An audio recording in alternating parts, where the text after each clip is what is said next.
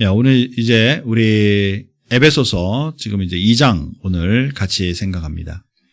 2장 전체의 주제는 우선 주제의 한 단어는 생각하라예요. 자, 11절 말씀 한번 보시죠. 오늘 읽지 않았습니다. 2장 11절 말씀에 보면 그러므로 생각하라. 그렇게 돼 있죠. 그러므로 생각하라. 그렇죠. 생각하라의 동그라미. 1장에서는 뭐였어요? 알아라. 그렇죠. 우리에게 축복이 있다라는 사실을 알아라 그랬습니다. 2장에서는 이제 생각하라. 여기 그러므로라는 단어는 앞쪽과 뒤쪽을 연결시키는 거죠. 그래서 앞쪽 오늘 읽은 1절부터 10절 말씀 속에서의 부분을 생각하면서 또한 뒤의 것을 생각하는 거죠.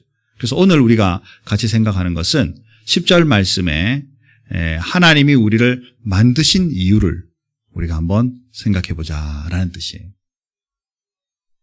하나님이 저와 여러분 왜 만드셨을까요? 보기를 좀 드릴까요? 안 드리려고 그래요. 왜냐하면 야한 게 나올까 봐. 그죠? 우리 하나님께서 우리를 만드실 때 또 이 세상에 보내실 때 우리 스스로가 오고 싶어서 온 사람 아무도 없죠. 또 우리 부모님들이 딱 요런 인간을 만들어야 되겠다라고 생각하고 만든 사람 아무도 없어요. 이 세상에 어쨌든 우리는 존재하죠. 그런데 성경에서는 분명히 우리가 왜 존재하는지 먼저 딱 선언적으로 얘기합니다. 2장 10절 말씀 맨 마지막 말씀에 보니까 우리는 그가 만드신 바라 그리스도 예수 안에서 선한 일을 위하여 지으심을 받은 자니 그렇게 말을 하죠. 선한 일을 위해 태어난 존재예요. 만들어진 존재입니다. 여기에서 하나님이 만드신 바라 그랬는데요. 이 만드실다라는 이 단어는 하나님께 손수 빚어서 만드는 것처럼 독특함으로 만드셨다 그런 뜻이에요. 이거는 설교할 때 준비를 안 했는데 갑자기 이걸 설명하다 보니까 제가 예전에 본 그 TV가 하나 생각이 나요. 그 장인, 한국에서 말하는 그런 그 아주 그냥 유능한 사람들을 찾다가 프랑스에서 컵을 만드는데 컵 아시죠? 컵을 만드는데 그 컵을 쭉 이제 불어가지고 잘해서 이제 컵을 만들잖아요. 이게 얼마나 정교하게 잘 만들어졌는지 컵하고 컵 사이에다가 아이폰을 넣고 컵을 딱 닫아 놓으니까 핸드폰 소리가 안 들려요. 완전 밀봉되는 것처럼 딱 하죠. 이게 손으로 만들었는데. 그죠? 근데 너무 똑같고 정말 그 사이즈까지 손으로 만들었는데도 너무 정교하니까 딱 집어넣어도 밀봉될 만큼의 아주 정교함으로 만들었지만 이 컵과 이 컵을 가만히 또 찾아보면 뭔가 독특함이 있겠죠. 어떻게 또 일렬적으로 다 똑같을 수 없을 거다라는 것이죠. 공장에서 찍어내는 것도 마찬가지죠. 뭔가 어디가 기스가 있든지 어디가 좀 꼬부라짐이 있든지 뭔가 좀 다를 수 있는 어딘가 다를 수 있는 게 바로 우리의 만듦이겠죠. 하나님께서 우리를 만드실 때도 특별히 우리 인간을 만드실 때 완전 똑같은 사람들 존재하도록 만드시지 않고 다 독특하게 만드셨죠.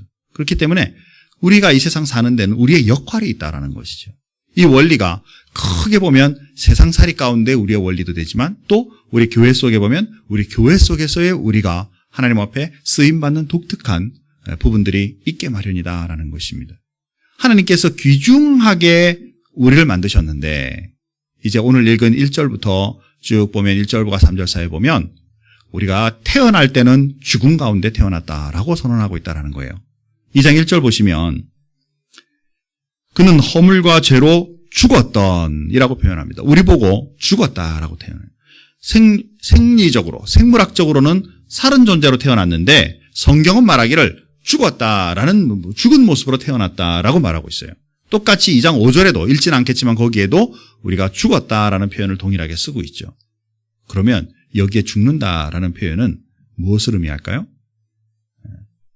육신적으로 죽어서 무덤에 가고 이런 모습이 아니라 먼저 하나님과 관계가 분리된 영적으로 하나님과 영광 관계를 맺지 못한 상태로 태어났다라는 것이 만들긴 누가 만드셨는데 하나님이 만드셨는데 하나님과 아무런 관계없는 존재로 이 땅에 우리가 태어난 그런 존재가 되어버렸다라는 것이죠. 이유가 뭐죠? 죄 때문이죠.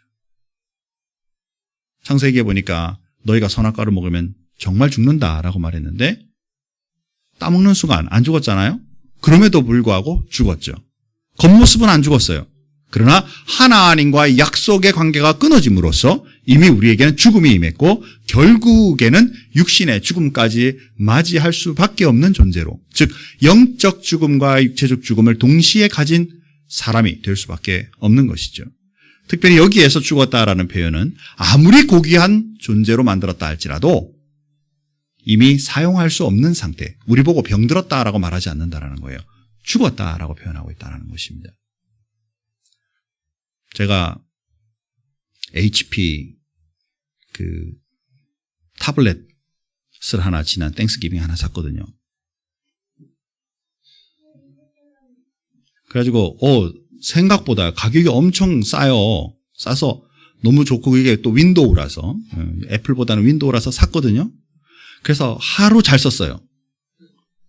하루 잘 쓰고 그 다음날 완전히 가버렸어요. 완전히 갔어요.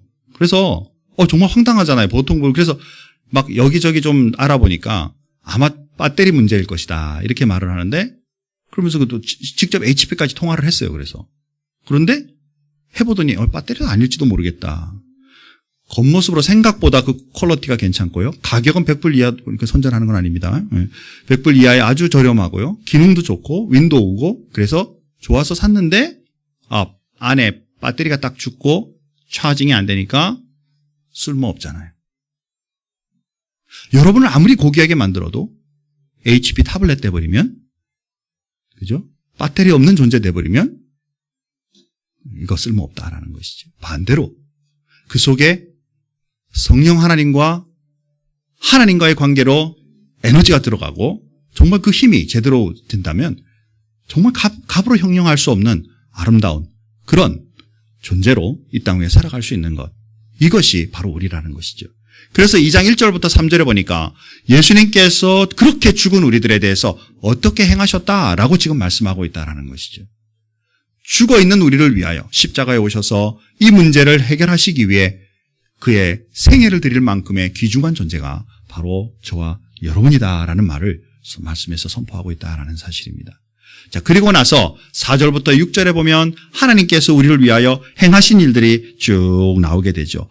허물로 죽은 우리들을, 또 4절에 보니까 국률이 풍성하신 하나님이 우리를 사랑하신 그 큰 사랑을 인하여 허물로 죽은 우리를 그리스도와 함께 살리셨고 라고 표현을 하죠. 우리가 우리 스스로를 생각해봐도 살만한 가치가 있는 고귀한 사람이다. 그래서 나는 살아야 된다 라고 생각하시나요? 나는 그래도 김대용 목사보다 낫기 때문에 나는 살 목적이 된다, 이렇게 말할 수 있나요? 그죠? 우리에게 있어서 어떤 비교 대상이든지 스스로의 존재감을 보아도 우리 스스로 살아야만 하는 존재를 찾기는 생각보다, 그 이유를 찾기는 생각보다 쉽지 않은데, 하나님은 그런 우리를 위하여 오히려 십자가의 죽으심으로 우리를 살리시기 위했고 실제로 그것을 위해 그 일을 행하셨다라고 성경은 말한다라는 것이죠. 자, 그 축복이 우리에게 주어질 뿐만 아니라 그 다음엔 우리에게 심으신 것이 있다라고 말을 합니다. 자, 7절부터 보면 이는 그리스도 예수 안에서 우리에게 자비하심으로써 그 은혜의 지극히 풍성함을 오는 여러 세대에 나타내게 하려 하심이라. 처음에 왜 우리를 이렇게 구원하셨는가? 하나님의 살아계심을 나타낼 수 있도록. 우리를 고귀한 존재로 만들었으면 우리만 잘 살게 해주시면 되는데, 그것이 아니라 이렇게 우리를 구원하신 다음에 하나님의 살아계심을 나타낼 수 있는 존재로 주님께서 우리를 구원하시고 이것을 먼저 심어주신 것이죠. 자, 그리고 나서 8절 9절에 보니까 너희는 그 은혜를 인하여 믿음으로 말미암아 구원을 받았으니 이것은 너희에게서 난 것이 아니요 하나님의 선물이라. 행위에서 난 것이 아니니 이는 누구든지 자랑하지 못하게 함이니라. 하나님의 귀한 선물을 우리에게 또한 심어주셨다라고 표현하죠. 그것이 뭐죠? 믿음이에요. 그게 뭐죠? 구원이에요. 하나님께서 우리를 구원하시고 우리를 원래의 목적대로, 선한 목적대로, 정말 값진 목적대로 우리를 세우신 그 원인은, 그 이유는 첫 번째로 하나님의 살아계심을 선포할 수 있도록, 두 번째로 우리에게 구원과 믿음을 통해서 남은 생에 살아갈 수 있도록. 자, 그리고 나서 이제 그것이 나에게만 국한된 것이 아니라 세상 사람들과 연관되어 어떤 관계를 맺고 있는지 10절 말씀에 말씀하고 있다라는 것이죠. 7절과 연관된 부분인데 우리는 그가 만드신 바라 그리스도 예수 안에서 선한 일을 위하여 지으심을 받은 자니 이 일은 하나님이 전에 예비하사 우리로 그 가운데서 행하게 하려 하심이니라. 자, 선한 일을 위하여 존재한 자가 됐다라고 했습니다. 사랑하는 성도 여러분, 선한 것이 무엇인가요? 선하다. 착한 일. 그러면 여러분은 애들 보고 너 착한 애가 되라, 착한 일을 해라. 그러면 주로 말하고 있는 그 착한 것은 무엇을 말하나요? 엄마 말씀 잘 듣고, 아빠 말씀 잘 듣고, 학교에서 공부 잘하고, 이런 것이 주로 착한 개념이죠. 그러다 보니까 우리 성도들도 그냥 다른 사람들에게 잘하고 가난한 사람들에게 좀 돈 좀 나눠주고 이렇게 하면 이게 이제 그 정도 수준에서 착한 것이라고 생각할지 모르죠. 그러나 성경은 그거보다 조금 더 나가고 있다는 사실입니다.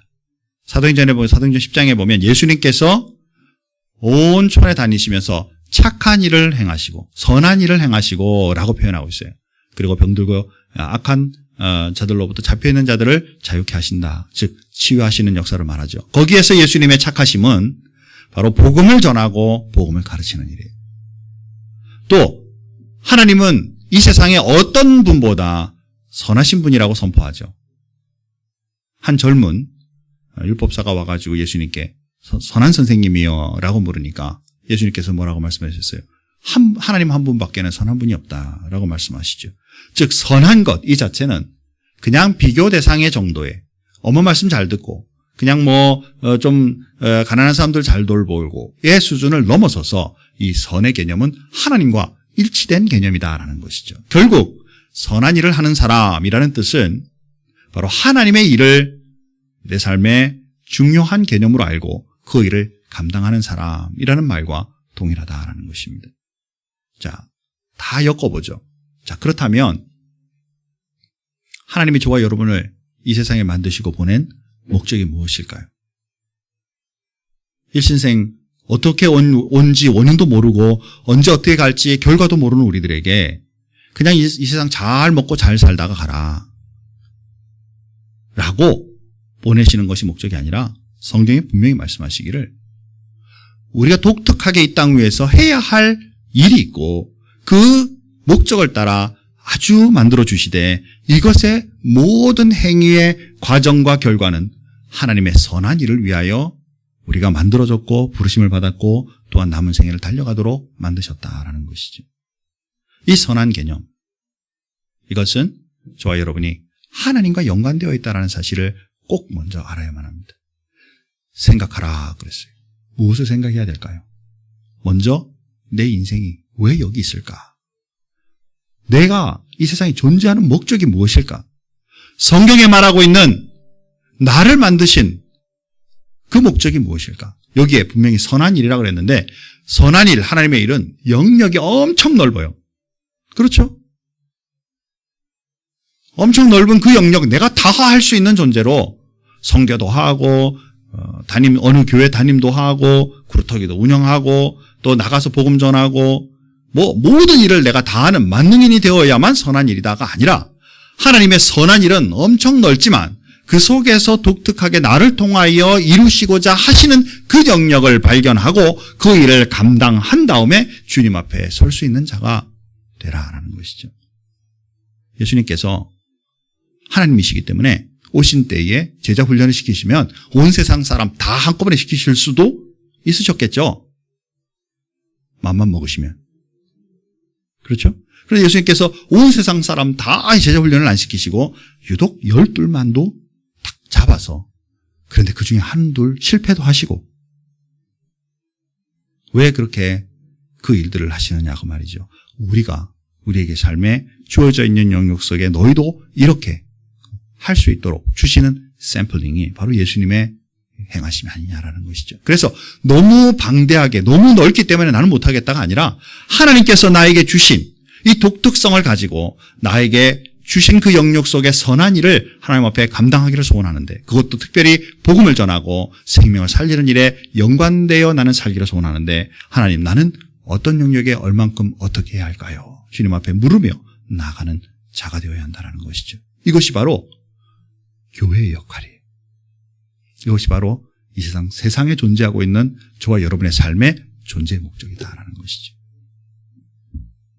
이제 제자훈련 같으면 케이스 스터디를 하겠죠. 나는 주부라 애밖에 맨날 보지 않고 일주일 내내 해도 한두 사람 만나기도 어려운데 그럼 나는 어디 가서 복음을 전합니까? 애한테 잘하세요. 그죠? 또 혹시라도 길에서 만나는 다른 부모님들이랑 대화를 시작하면서 그 속에서 복음 전할 수 있겠죠.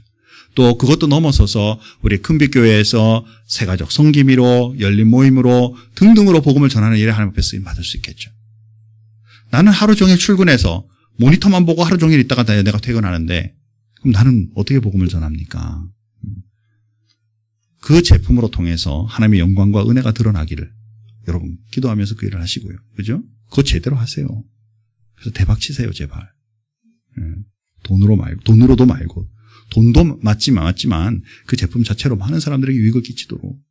그리고 또 평일에 사람을 못 만난다면 교회 속에서 서로 섬기면서, 그렇죠? 구루터기 속에서 서로 섬기면서 열린 모임 열면서 다른 분들과 함께 섬기면서 복음 전할 수 있다 그 말이지. 그것만 하다 평생 끝나겠어요. 여러분들이 그 일을 쭉 하다 보면 나이가 들어가고 어느 때가 되면 사업도 할 수 있고 또 큰 회사로 옮겨갈 수도 있고 여러 가지 어떤 경우들이 있겠죠. 그러나 내 마음속에 분명한 것은 뭐냐면 하나님이 주신 삶의 비전, 주님이 왜 나를 만드셨는지에 대한 명확한 이 생각이, 이 개념이 우리를 분명히 하나님의 올바른 개념 속에 우리를 사용하시도록 허용할 것이고 나도 그렇게 살아갈 줄 믿는다라는 것입니다. 사랑하는 성도 여러분, 생각하라 그랬어요. 이제 오늘 우리가 생각하는 것은 내 인생 왜 내가 이 땅 위에 있을까? 이번 한 주간 동안 여러분의 인생을 꼭 돌아보는 축복이 있기를 주님의 이름으로 축원합니다. 그래야만 제대로 하나님 앞에 쓰임 받을 수 있기 때문이죠. 말씀을 한번 마무리하겠습니다. 우리 모두 의미 있는 존재로 하나님 앞에 만들어졌고 이 땅에 왔습니다. 그리고 하나님의 은혜로 구원함을 받았습니다. 이제 선한 일을 위하여 쓰임 받는 자가 되라라고 말씀하셨어요. 그러므로 내 삶 속에 예수님처럼 어떻게 복음을 선포할 것이고 내가 어떻게 이것을 가르치는 자로, 복음을 가르칠 수 있는 자로 서갈 것인가 여러분 한번 꼭 고민하시기 바랍니다. 하나님은 선하신 분이기 때문에 하나님을 위하여 우리가 살아가는, 하나님의 선하신 일을 위하여 살아가는 존재라면 그 하나님의 선하신 일들을 우리가 깨달아가고 알아가고 그 다음에 그것에 그 영역 중에 그 다음에 나는 어디에 이 일을 해야 하며 쓰임받을까를 고민하시기 바랍니다. 그래서 그 영역의 분명한 가운데 인생을 살아가자. 다음 시간에는 이제 11절 말씀부터 마지막으로 우리의 삶 속에 하나님의 은혜의 충만하심을 깊이 한번 생각해봐라라는 그런 말씀 중심을 가지고 또 후반부를 묵상하도록 하겠습니다. 에베소서 많이 읽으시기 바랍니다. 다 같이 기도하겠습니다. 하나님 감사합니다. 하나님이 우리 모두를 만드실 때에 아주 독특하도록 주님의 의도대로 우리가 분명히 만드심을 받았고 이 땅 위에 태어났습니다. 태어날 때 기억조차 없고 또 언제 죽을지 기약조차 없는 그런 인생을 살아가지만 그러나 순간순간 살고 있는 이 시간들이 굉장히 우리에게는 삶의 의미가 있으며 또 무엇보다 우리를 만드신 하나님이 우리를 살펴보고 계시고 우리로 통하여 이 땅 위의 많은 영역들의 좋은 영향력, 특별히 하나님의 선한 일을 위하여 사용받을 수 있도록 이 땅에 보내신 것을 우리가 알고 살아가기를 원하심을 말씀을 통해 봅니다. 사랑하는 모든 분들께 하나님 아무리 힘들고 어려운 일에 있다 할지라도 또 아무리 즐겁고 기쁜 일에 있다 할지라도 그저 내 중심적인 삶에서 머무는 그런 신앙의 생활이 아니라 하나님의 뜻을 바라볼 수 있는 사람들이 되게 하나님 인도해 주시고 또 나에게 하나님의 그 선하신 영역이 엄청 넓은데 그 속에서 나를 통하여 이루시고자 하시는 하나님의 그 영역을 볼 수 있는 그것을 제대로 깨닫고 달려갈 수 있는 그런 사람들이 될 수 있도록 하나님 인도해 주시기를 간절히 바라옵고 원합니다. 그래서 이 삶을 마감하고 주님 앞에 섰을 때 하나님이 인정해 주시고 내 삶을 돌아봐도 내게는 큰 은혜와 능력으로 사는 그런 축복의 기간이었던 것을 고백할 수 있도록 우리 모두를 축복하여 주시옵소서. 하나님, 우리 큰빛교회를 주님 은혜 가운데 인도해 주시기 원합니다. 이 교회가 생겨난 지 벌써 이제 횟수로는 벌써 20년이 이제 되어 갑니다. 그리고 이제 이 교회를 통해서 앞으로도 주님 앞에 지속하여 쓰임받을 줄 믿습니다. 하나님의 이 모든 일들 위해 하나님의 선하신 뜻을 제대로 발견하는 교회가 되게 하시고 시대 속에, 지역 속에, 세상 세계 끝을 향하여 주님 앞에 제대로 그 역할을 감당하는 교회로 성장할 수 있도록 이 교회를 도와 주옵소서. 주님 앞에 모든 것 감사하오며 예수님의 이름으로 기도하옵나이다. 아멘.